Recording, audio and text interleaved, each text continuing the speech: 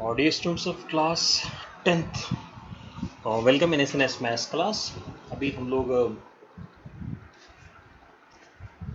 Pair of linear equation in two variables की एक और एक्सरसाइज से कुछ वर्ड्स प्रॉब्लम सॉल्व करने जा रहे हैं। मैं सिर्फ वर्ड प्रॉब्लम चूज़ कर रहा हूँ क्योंकि ये मैंने महसूस भी किया है कि जब स्टूडेंट्स इसको सॉल्व करते हैं तो जनरली इस लैंग्वेज बेस्ड क्वेश्चन में कुछ स्टूडेंट्स को थोड़ी प्रॉब्लम आती है। बाकी जो हमारे इक्वेशन सॉल्व करने हैं वो हम सिंपल जो मेथड्स हैं, सब्स्टिट्यूशन, एलिमिनेशन या क्रॉस मल्टीप्लिकेशन, उससे हम आसानी से सॉल्व कर सकते हैं। सो हमने पिछले वीडियो में कुछ वर्ड्स प्रॉब्लम को लिया था और इस बार हम 3 और वर्ड्स प्रॉब्लम ले रहे हैं। ये एनसीईआरटी की 3.6 एक्सरसाइज के क्वेश्चंस हैं। So let us start the exercise. First question से स्टार्ट कर रहे हैं। Now what this first question से, Ritu can run, Ritu can downstream 20 km in 2 hours and upstream in 4 km in 2 hours. Find her speed of rowing in still water and the speed of the current. So क्या calculate करना है? Speed of rowing in still water and the speed of the current. Okay, so let us assume that let us start with question second का first part से start कर रहे हैं हम लोग।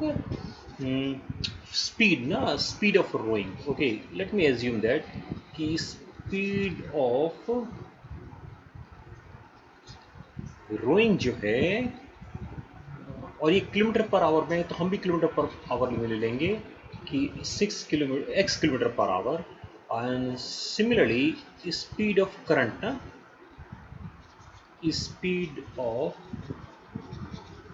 current, let it be y kilometer per hour. Now what we mean by upstream and downstream, एक दूसरा आ रहा है word upstream and downstream।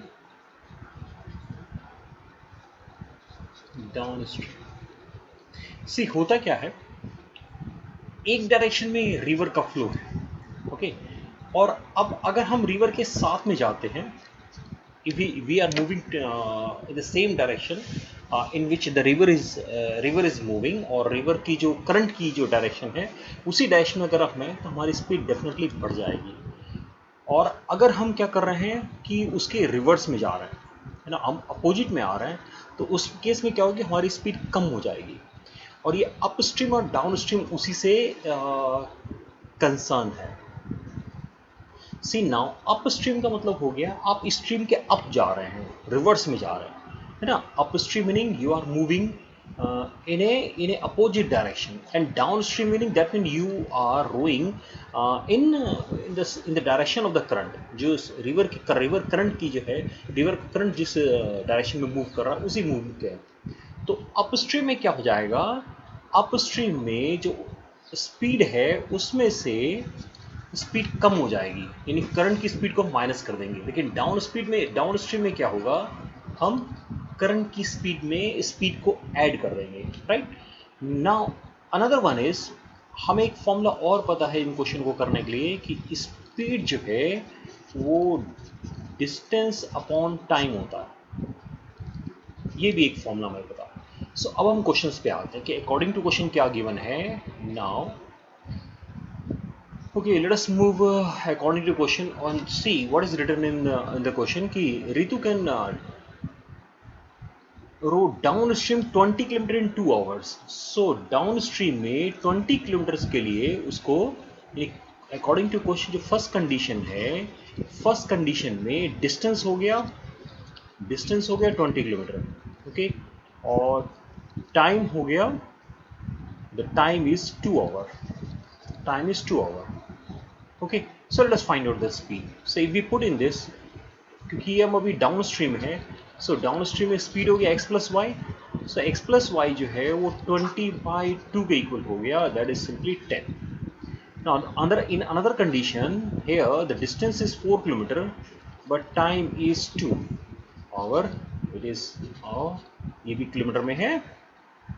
So now in this case x minus Y, speed जो है वो distance upon time, that mean 2 के equal है। Now दोनों को ऐड करेंगे, so 2x equal to 12, so this gives us x equal to 6, that is 6 kilometer per hour Similarly, if we subtract them, then 2y wait हमने दोनों को add किया ना. ओके, नाउ सब्ट्रैक्ट करेंगे तो 10 में से 2 जाएगा 8. So now y is 4, that is 4 kilometre per our. Okay, so now x meaning ये रो की स्पीड है और ये करंट की स्पीड हो गई. So this is the question. ये क्वेश्चन था.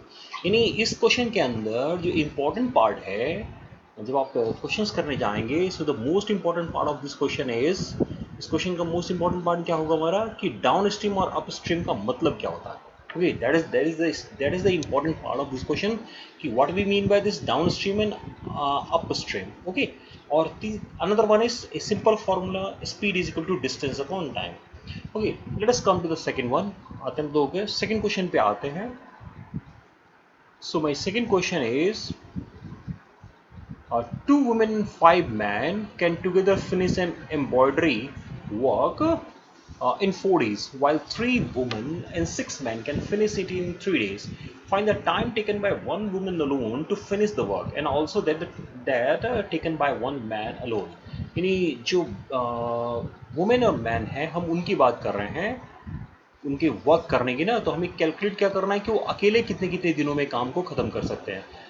So let us assume that कि जो वुमन है उसको x डेज लगते हैं उस वर्क को कंप्लीट करने में, और जो मैन है it he takes y days to complete that work. Okay, so that mean एक दिन का वर्क, यानी वर्क डन, हम यहाँ क्या कैलकुलेट कर रहे हैं, work done by woman in one day. एक दिन में वो वुमन कितना वर्क करेगी, इसका मतलब अगर उसको x दिन लगते हैं काम खत्म करने में, तो एक दिन का उसका वर्क हो गया. सिमिलरली जो मैन है उसका एक दिन का वर्क कितना हो जाएगा, 1/1. सी ना, इस तरह के क्वेश्चन ना कम्पिटिटिव एग्जामिनेशंस में भी आते हैं. कम्पिटिटिव एग्जामिनेशन से मेरा मतलब है, I am not talking about the engineering examination, जो हमारे और जो स्टाफ सिलेक्शन कमीशन और इस तरह के जो एग्जामिनेशंस होते हैं उसमें भी आते हैं. वहाँ पर तो हम लोग इन क्वेश्चनों को ना एक छोट ट्रिक से करते हैं, लेकिन क्योंकि हम सीबीएसई एग्जामिनेशन को देने जा रहे हैं, so here the method is also important. So हम इसी मेथड से जाएंगे इस क्वेश्चन को सॉल्व करने के लिए. ओके, अब कह रहा है 2 men and 5. अब ये क्या है, अब अकॉर्डिंग टू क्वेश्चन कैसे दिया हुआ है, अकॉर्डिंग टू क्वेश्चन क्या है कि 2 वुमेन, ओके, एंड 5 मेन, इन लोगों ने फिनिश किया है वर्क को 4 डेज में.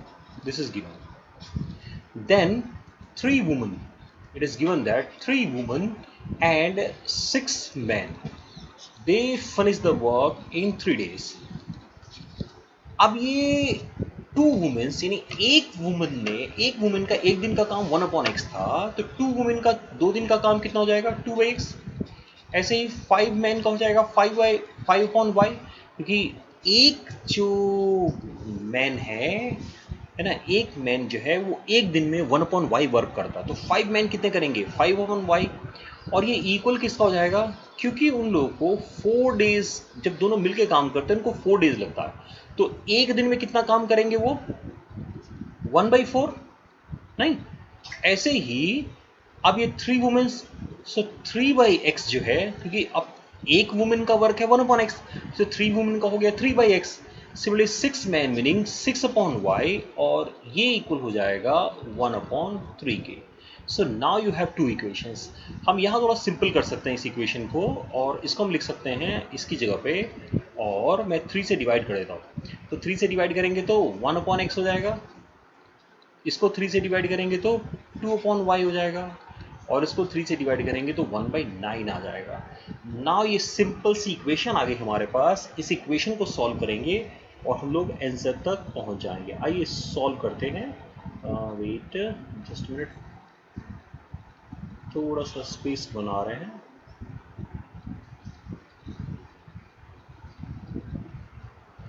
Okay, now the equations are, इसको मैं ऐसे लिख लेता हूँ, 2/x plus 5y equal to 1/4, and 1/x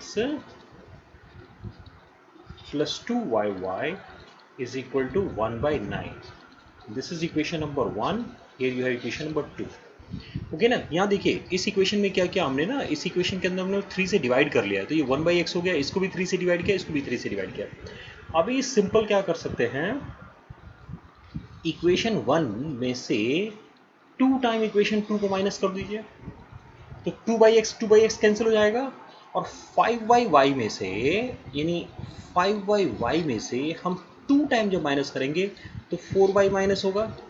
यहाँ कितना हो जाएगा, ये 1/4 है, इसमें हम 2 टाइम माइनस कर रहे हैं ना, सो 2/9 होगा, यानी यहाँ पर 1y हो गया, और हेयर द एलसीएम इज 9 4 जा 36, ओके, 9 minus 8, so 1/8, ये ठीक है। सी 9 4 जा 9 36, 9 9 minus 8, 9 minus 8 1 हो जाएगा, so 1/36 ना, here you have 1/36, so y is simply equal to 36, जो y की वैल्यू आ गई वो 36 हो गई। Okay, so now let us calculate the value of x। आइए x की वैल्यू को कैलकुलेट करते हैं।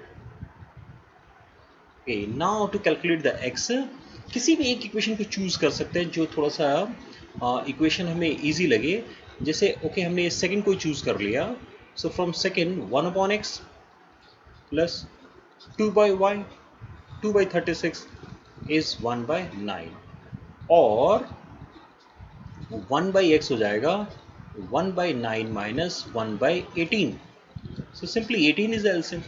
नहीं, 1/18 ऐसे कर रहे हैं, 2 से जब हम इसको कैंसिल करेंगे 36 को तो 2/18 आएगा ना, 18 को हमने एलसीएम लिया, सो 9 2 जा 18, so now you are getting 1/18, so x equal to 18, that mean जो x वुमेन है ना, यानी वुमेन को 18 डेज लगेंगे और मैन को 36 डेज लगेंगे वर्क को कंप्लीट करने में। ओके, आइए एक और क्वेश्चन पे आते हैं, that is our question number 3। हमें एक और क्वेश्चन सॉल्व करना है, इसका क्वेश्चन नंबर 3 है हमारा ये। So second question is a good question ना for the examination point of view, इसको मैं hot question की कैटेगरी में पुट कर सकता हूँ। थर्ड क्वेश्चन क्या कहता है, जो भी हमारे वर्ड्स प्रॉब्लम है उसका बेसिक क्या है, whatever is written in the question ना, so it is given in language form, so first convert that language into mathematical form, उसको इक्वेशन के फॉर्म में कन्वर्ट करना। सो वहाँ जब आप ऐसा वर्क करने जाएंगे तो थोड़ा सा क्या करना है कि लैंग्वेज पे ध्यान देना है और उसको पहले ठीक से पढ़ लेना है, ताकि हम कन्वर्ट करते कोई गलती नहीं करें। जैसे इस क्वेश्चन में आते हैं, Ruhi travels 300 kilometre to her home partly by train and partly by bus. She takes 4 hours if she travels 60 km by train and the remaining by bus. If she travels 100 km by train and the remaining by bus, she takes 10 minutes longer. Find the speed of the train and the bus separately. यानी अब ये question हमारा बस और train की speed से है। So again let us start कि ट्रेन की स्पीड जो है वो x, और क्योंकि यहाँ पर भी हम किलोमीटर पर आवर की बात करें तो वही लिखेंगे, और जो बस है उसकी स्पीड ले लेते हैं y kilometre per our. Okay, अब हमने क्वेश्चन को स्टार्ट किया। अच्छा, इस क्वेश्चन में ना थोड़ा सा मैं एक डाटा लिख लेता हूँ। ट्रेन से ट्रेवल कर रहे हैं, बस से ट्रेवल कर रहे हैं, और उसको टाइम क्या लगा। अब रूही ने फर्स्ट 60 किलोमीटर तो बस ट्रेन से ट्रेवल किया था, तो इसका मतलब 240 बस से ट्रेवल किया होगा, टोटल उसको 300 कवर करना था, और उसको 4 आवर्स लगे हैं। यहाँ पर क्या हो रहा है कि नाउ उसने 100 किलोमीटर ट्रेन से कवर किया, और रिमेनिंग कितना हो जाएगा, 200 वो बस से है। दिस टाइम 4 आवर 10 मिनट्स लग रहे हैं, नहीं, सो ये 4 आवर 10 मिनट को हम आवर्स में चेंज कर लेते हैं, तो कितना हो जाएगा 4/16 है, सो it is 4 plus 1/6, that is, अगर आप 6 का एलसीएम लेंगे तो ये जाएगा 25/6। हमने पूरा पहले डाटा लिख लिया है। अब हमें एक फॉर्मूला हमें जो यूज करना है वो क्या होगा, अभी हमने स्पीड वाला फॉर्मूला अप्लाई किया था कि speed is equal to distance upon time ना, ये फॉर्मूला अभी हम यूज कर चुके हैं। सो यहाँ पर हमें क्योंकि टाइम का क्वेश्चन है तो हम टाइम को कैलकुलेट करेंगे, तो टाइम हो जाएगा distance upon speed. Okay, so now case 1, case one meaning, case one से मेरा मतलब है ये फर्स्ट केस कि जब उसने 60 किलोमीटर, सो हेयर डिस्टेंस कितना हो गया 60 और स्पीड उसकी ट्रेन की x, now the distance is 240 y, और ये किसके इक्वल आ गया, ये 1/4 के इक्वल है। ठीक है ना। यहाँ क्या कर रहे हैं इसे ध्यान देंगे कि हमने पहले डाटा बना लिया, यानी इस क्वेश्चन में द इम्पॉर्टेंट पार्ट इज कि पहले मैंने ये डाटा लिख लिया कि ट्रेन से, बस से और टाइम कितना है ना, दिस मच, ये जो है ये पोर्शन हमने नोट कर लिया। अनदर वन हमने फॉर्मूला नोट कर लिया कि टाइम, क्योंकि क्वेश्चन टाइम से रिलेटेड है तो टाइम जो है वो डिस्टेंस अपॉन स्पीड होगा, ये भी हमने नोट कर लिया। अब हमारे लिए इक्वेशन बनाना ईजी हो गया। अब फर्स्ट केस लिया जब उसने 60 किलोमीटर ट्रेन से ट्रेवल किया था और साथ में उसने 240 किलोमीटर बस से ट्रेवल किया और उसको टाइम 4 आवर लगे। सो क्या किया, टाइम को हमने डिस्टेंस अपॉन स्पीड से कैलकुलेट कर लिया। यहाँ ना इस इक्वेशन को थोड़ा सा सिंप्लीफाई कर लेते हैं तो आसान हो जाएगा। सिंप्लीफाई से मतलब मैं 60 को यहाँ से हटा देता हूँ तो हो जाएगा 1/x प्लस 4/y, और यहाँ जब आप 60 से, क्योंकि हमने 60 से डिवाइड कर रहे हैं ना, आप 60 से डिवाइड करें 240 यहाँ आ जाएगा, ये इक्वेशन नंबर 1 हो गया। 1/x में सॉल्व करने में इजी होगा। Now let us come to case number 2 पे आते हैं, है ना। Okay, now the case number 2। अब केस 2 में क्या है, वेट, हमारा जो डाटा है वो नहीं दिखा होगा ना आपको, तो मैं डाटा पहले ले आता हूँ। Okay, now the second case, जो हमारा नेक्स्ट केस है उसमें क्या था, ट्रेन से 100 किलोमीटर राइट, और बस से है 200। So this time in second case, okay, let us write down the second case. इसमें 100 किलोमीटर ट्रेन से है और स्पीड x है, और 200 किलोमीटर बस से है और स्पीड y है, और टाइम लग गया 25/6। 100 से डिवाइड कर देते हैं तो 1/x, तो 100 से डिवाइड करेंगे तो 2/y, और यहाँ जब 100 से डिवाइड करेंगे तो 1/c। 100 से ये 25 से 100 जब कैंसिल होगा 4 आएगा, तो ये आ जाएगा 24। चेक कर लेना है यहाँ पे सी, क्योंकि यहाँ मैं कैलकुलेशन दिखा देता हूँ। हमने 100 से डिवाइड किया ना, सो 100 इज सो 25 4 जो 100, सो 1/24। अब ये अगर इक्वेशन नंबर 2 है तो सिंपली 2 में से 1 में से 2 को माइनस कर दीजिए ना, तो क्या होगा कि 1/x दोनों एक जैसे हैं, कैंसिल हो जाएंगे, और 4/y में से जब 2/y माइनस करेंगे तो आपके पास आएगा 2/y। ठीक है, अब यहां मुझे माइनस करना है 1/240 में से 1/24, राइट। सो 240 एलसीएम होगा क्या, अगर हम 1/4, फर्स्ट केस में हमारे पास कितना था, हमने 1/240 था हमारे पास फर्स्ट केस में, राइट। और सेकंड केस हमारे पास कितना आ गया, सेकंड केस क्योंकि हम हमारा सेकंड केस जो हो गया वो हो गया 1/24। अभी सिंपली माइनस कर रहे हैं तो 240 एलसीएम लेंगे। ये थोड़ा सा ऐसा नहीं लग रहा है कि माइनस हम किस में से किसको कर रहे हैं, 1/240 और 1/24 में 1/24 इज ग्रेटर देन ना, 1/24 बड़ा होगा तो ये माइनस कैसे होगा। So once again check your calculation, है ना, जरा कैलकुलेशन चेक कीजिए। फर्स्ट में लिखा हमने 60 बाय, okay let me check it ना, चेक करते हैं। तो क्या करते हैं कि ये थोड़ा सा चेकिंग वाले मोड में चले आते हैं। ओके सी, ये हमने 60/x लिखा और प्लस 240/y लिखा और उसको टाइम लगता था 4 hours. So now the mistake is here, it is 4, right, ये 4 होगा। अभी हमने क्या किया, इसको 60 से डिवाइड किया, राइट ना, एक तरह से 60 से डिवाइड कर रहा है। तो जब 60 से डिवाइड करेंगे 4 को तो ये 1/15 हो जाएगा। मैं दोबारा लिखता हूँ, ये एक्चुअली 1/15 है, this is the simple mistake. Okay, 100/x ये ठीक था, प्लस 200/y इक्वल टू 25/6, यहाँ हम लोगों ने ठीक लिखा है, यहाँ कैसे हम लोगों ने लिख दिया था गलत। सो नाउ अब ये 1/24 ये ठीक है इसका मतलब। सो इसका मतलब ये हुआ कि हम 1/, यहाँ चले आते हैं ना थोड़ा सा कैलकुलेशन को, यानी 2/y कितना हो गया, हम 1/15 में से माइनस कर रहे हैं 1/24। अब ये बिल्कुल सही है ना। अब ये 15 और 24 का एलसीएम कितना हो गई? नाउ द प्रॉब्लम इज कि एलसीएम कितना होगा? सो अगर इसको आपने ऐसे बताइए, so here we have 15, 24, 3, 3 5 are 15, 3 8. So now see 5 3 are 15 or 15 8 are 120. So you have 120. So 15 8 जा and 24 से और 24 से कितना होगा ये 5 24 5 या 120 ना. Okay, so now we have 3/120. So 3 से जब कैंसिल करेंगे तो ये हो जाएगा 40, यानी 2/y जो है 40 है.